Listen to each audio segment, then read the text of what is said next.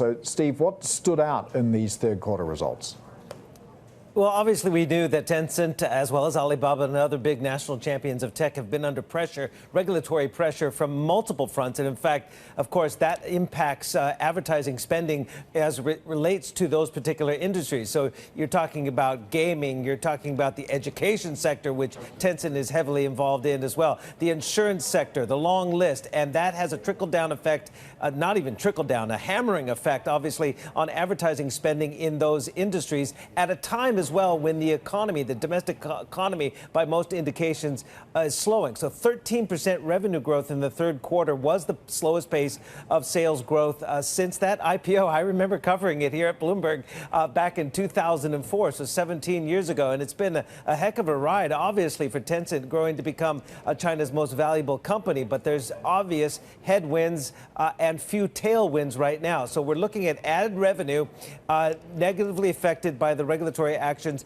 and as well tied to that are the gaming restrictions. Keep in mind, this year we had even a tightening amount on the amount of time minors can play games, as well as a moratorium, basically a cap on new game approvals as the scrutiny of those titles gets intensified by regulators. So that's had a dampening effect. And basically in this conference call, Tencent is saying ad pricing could remain soft for several quarters going forward after regulations, and they singled out these industries: education, insurance, and the gaming industries.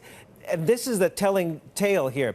Domestic gaming revenue growth was just 5%, while revenue growth in the international markets was 20%. So you can really see that dampening effect that regulation has had. And I've just only, peeled back one layer of this onion. This is a big company, but gaming is a big part of it.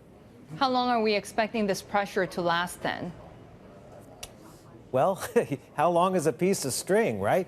That's the big question, because how long and deep are these regulatory actions going to go? We still don't have any real resolution, the final outcome on data security and what's going to happen to all that proprietary data. We don't really have a clear answer as to the moves to open up the social media platforms to search engines like Baidu. They say they're complying with the directives from Beijing.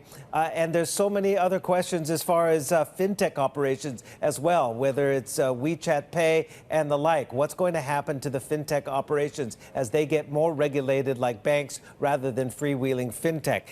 But essentially on the gaming front, Tencent is saying that this moratorium on game approvals and the dampening effect on the gaming industry, in their words, is temporary, and that the company has a big stockpile of new releases ready to go as soon as the regulatory uncertainties ease. Of course, they have Honor of Kings. It's their big cash cow. But how long can they keep riding that horse? Riot Games' League of Legends mobile edition has been launched in China. And of course, they have this esports tournament, which was, by latest accounts, extremely popular. But again, they're looking for positives, but saying that perhaps there could be more pressure in the immediate to medium term.